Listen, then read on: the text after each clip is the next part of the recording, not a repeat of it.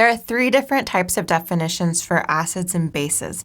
The first one is the Arrhenius definition. So we'll see an Arrhenius acid. The definition of this is an Arrhenius acid produces H plus ions in a solution.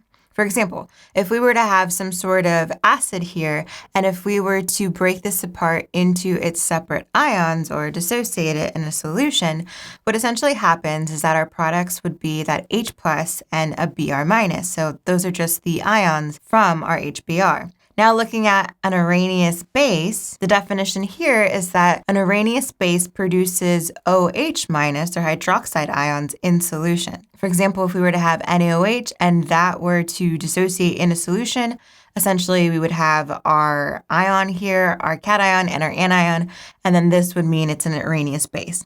Something to note, an Arrhenius base or Arrhenius acid, that's typically not the best